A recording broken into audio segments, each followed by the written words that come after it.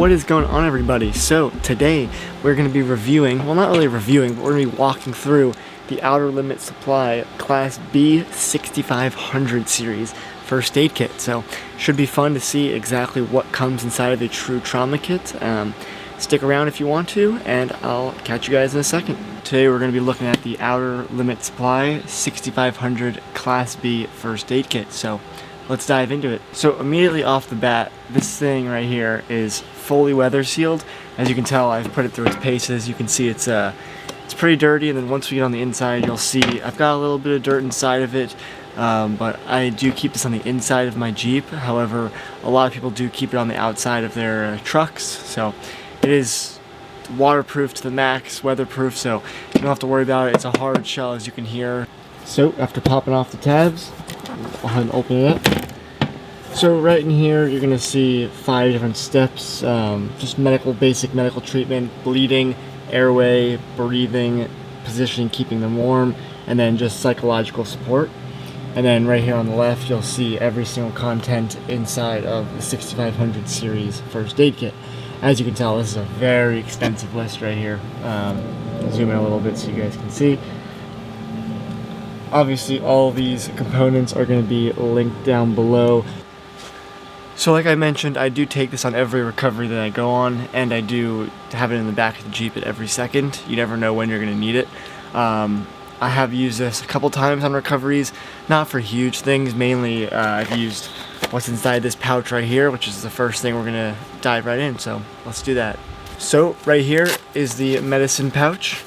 You can see it's very clearly numbered 1 through 8, and there is a little card right here explaining what each medicine does, so I'll show you guys that right there.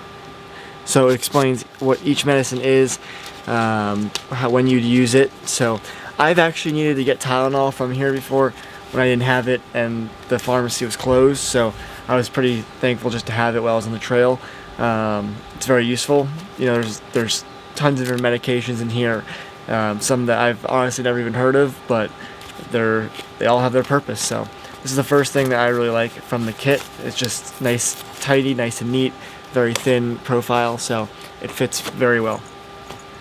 I guess the next piece of gear we can go on to is the CAT tourniquet.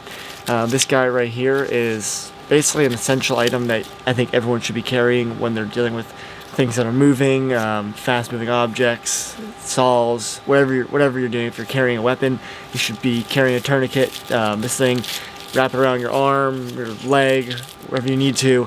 You can, this is not an instructional how-to video, but you can turn this guy right here at the top, and basically it'll cinch that part of your body so that it stops the bleeding.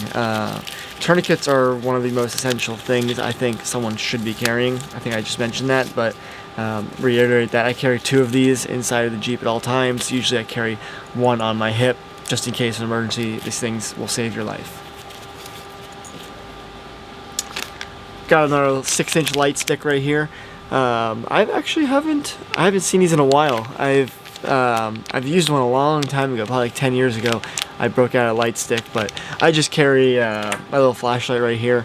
I like it, my little O-light, so I use that. This is obviously just an emergency little backup, so it's nice to have. We can move on to the big stuff. Right here we got trauma, bleeding control, we got dressing right here. So basically just like a lot of like packing, like a lot of wound packing. If you get like let's say a gunshot wound, for whatever reason you get a gunshot wound, you're gonna have a lot of dressing to pack that wound and to stop the bleeding if your tourniquet cannot do it. So like if you get shot in the abdomen or a puncture wound, you're gonna need to use this versus your tourniquet can't wrap around your whole entire body. So a lot of dressing.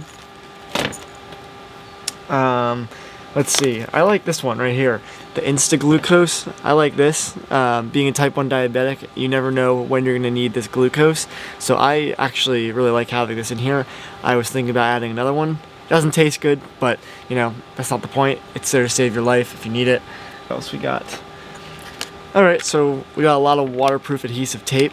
This is pretty essential in a first aid kit. You can see right there. Camera will focus on it. There we go. Just some tape. Like if you're wrapping gauze and you want to basically just cinch it around, make it so it's stuck, you're going to use this guy right here. Yeah, nothing too much to explain on that. Let's go to wound wipes. You're going to want to have a lot of these. You never know when you're going to need wound wipes. I think they're pretty essential. It's like alcohol pads, but just got a lot of them in here. You got 20 in the first aid kit. You got 20 little pads. I've used, I think, 5 or 6 of them already throughout recoveries. So obviously they're pretty handy for other things besides just cleaning wounds. Down below that, you also got more wound wipes. So you have 40 in total. This box I have not used yet. So you are getting 40 wound wipes for this first aid kit, which is nice because they go very fast. So the next piece of gear that we've got inside of the kit is basically just some basic bandages. This is a 1x3 inch Band-Aid.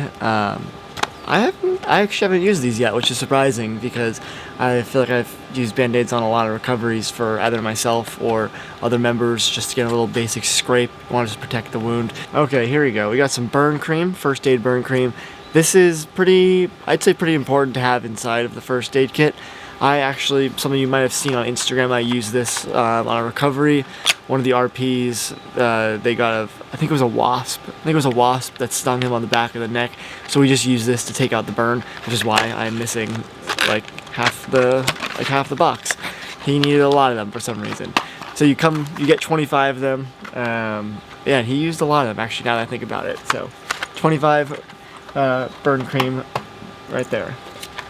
Right here you get an antibiotic ointment bandage.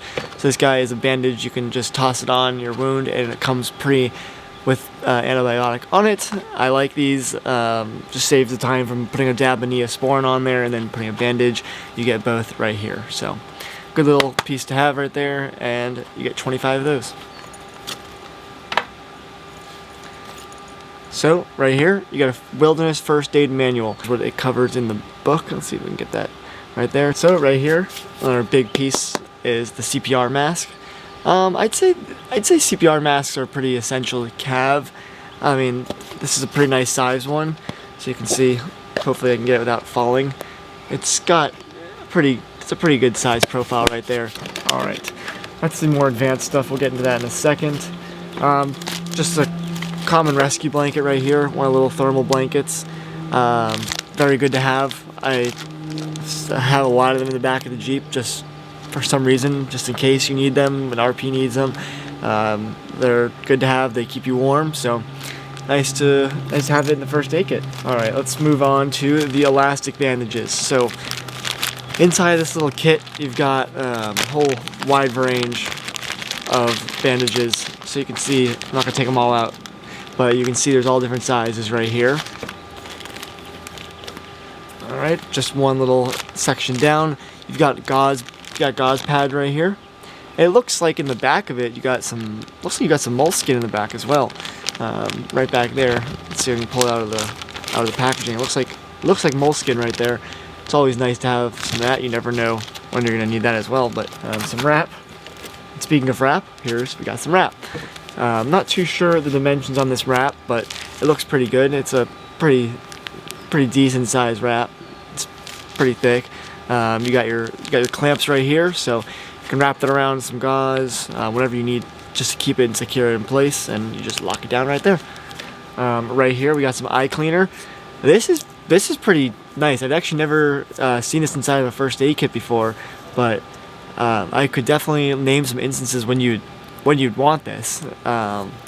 Let's say the RP is backing out, they spin their tires, you get some dirt in your eyes, you can just toss this down there and you're gonna get that out. So you get 4 fluid ounces of eye cleaner, which is pretty nice. So another component that you're gonna get inside of here are some trauma shears. I haven't used these ones, but I have used the Leatherman Raptor shears, and I love them, so I can only imagine that these guys right here are pretty sharp. They are very tensioned or in depth. You can glide along the body right here with this flat, with this flat head right here. You can glide along the body so you don't cut the person, which is nice. That's good to have. And a little whistle right here. Everyone could use a whistle in their first aid kit or in their gear bag, whatever. I have one on the outside of my duty vest, so yeah, it's good to have, good safety measure. It goes way louder than what your voice can do, so always good to signal help if needed. So right here we got a little tweezer set right here. Nothing too advanced, just just some tweezers to pull out a bee sting or something like that. It's got the padded splint. I've heard some crazy stories about the padded splint before. I honestly have never really used one before. I've never really needed to use it in the field, but I've heard some people doing some intricate things with the padded splint, where they can basically make a cast for your arm, for your leg. So I know a lot of people actually carry several of these inside of their rigs, but I need to do a little more research on how to use one of these properly, even though I'm sure it's just kind of MacGyvering your own little system. So padded splint, that's pretty nice to have. Yep, there it is. Right here you got 2 cold packs. I think these are pretty nice to have. I've actually used these on recovery from a different first aid kit before I had this one. Before I had this first aid kit, the OLS one, I did use these after, I think the RP like hit his knee on something, so we just gave him a little cold pack and he was feeling better. So nice to have 2 of them. These things, sometimes they don't work, so it's good to have a backup plan. Alright, so right here we've got 2 burn aids. So if like you touch your engine, let's say, for some weird reason, or your exhaust, and you get a nice burn, you can tear these off, and it's burn gel. So I'll let you guys see that right there. This will probably just soothe the wound so that you're not in a lot of pain. In this little baggie, you've got hand sanitizer. You got hand sanitizer, just some hand wipes, and it looks like you've got some sunscreen, some 30+ sunscreen right here. So right here we've got some wound seal and some liquid skin. So let me show you guys. Let me pop this open and show you. But you crack this open and put it on a wound, and hopefully it'll basically be a little sealer for that. And then right here, the wound seal. This is a little powder. You can drop that into the wound, and it's basically a temporary like stitching for that wound. I feel like the liquid skin is kind of like a liquid bandage, where it holds it in place without actually seeing anything. So I could be wrong on that, but I think that's more or less what that does. So then right here, you've got some blood blockers and some wound trauma dressing. Let's see, and I should focus on that. Yeah, that's a big subject. You got a lot of it right here. A lot of, let's see, it's a pretty thick packaging. You're gonna be able to wrap something up pretty nice with that. So having a lot of gauze is always essential inside of a trauma kit, because you never really know what you're gonna be seeing. So in the next little baggie right here, this is kind of like a little burn kit baggie. So like if you get stung by a bee or something like that, or something of that nature, you've got inside of here. These are pretty cool. I always like seeing these inside first aid kits, which is not common to see actually. This is pretty advanced. Is one of these little soothe the sting swabs. So let's see if it focuses on that. Yeah. So you can crack open this guy right here and basically just dab it onto the wound, and it's supposed to soothe it. So I think these are pretty cool. Likewise, you're gonna get more of the tribiotic ointments. So you're gonna have that. You got a pretty good amount of them in here. I think like, looks like 10+ of them in here. And then you're also gonna get some hydrocortisone cream, 1%.